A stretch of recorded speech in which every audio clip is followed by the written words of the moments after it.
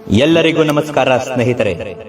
ನಾನು ನಿಮಗೆ ಯಾವ ವಿಷಯವನ್ನು ತಿಳಿಸುತ್ತೇನೆ ಎಂದರೆ, ನಿಮ್ಮ ಮೇಲೆ ಮಾಟ ಮಂತ್ರದ ಪ್ರಯೋಗವಾಗಿದ್ದರೆ, ಪ್ರೀತಿಯಲ್ಲಿ ನಂಬಿ ಮೋಸ ಹೋಗಿದ್ದರೆ, ಮನೆಯಲ್ಲಿ ಬಹಳಷ್ಟು ಕಿರಿಕಿರಿ ವಾತಾವರಣ ಸೃಷ್ಟಿಯಾಗಿದ್ದರೆ, ಅದರಿಂದ ಪರಿಹಾರವನ್ನು ಯಾವ ರೂಪದಲ್ಲಿ ಮಾಡಬೇಕು ಎಂದು.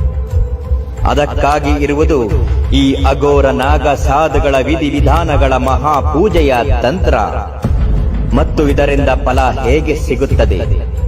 ನಿಮ್ಮ ಮೇಲೆ ವಾಮಾಚಾರಗಳ ಪ್ರಯೋಗದ ದೃಷ್ಟಿಯಾಗಿದ್ದರೆ ಅದನ್ನು ಹೇಗೆ ದೂರ ಮಾಡಬಹುದು, ಪ್ರೀತಿಯಲ್ಲಿ ನಂಬಿ ಮೋಸ ಹೋಗಿದ್ದವರು ಅದನ್ನು ಹೇಗೆ ಹಿಂಪಡೆಯಬೇಕು, ಶಕ್ತಿಶಾಲಿಯಾದ ಮಂತ್ರ ಯಾವುದರಿಂದ ಸಿದ್ಧಿಯಾಗುತ್ತದೆ, ಇವೆಲ್ಲವನ್ನು ವಿಡಿಯೋ ಮುಖಾಂತರ ನೋಡಿ.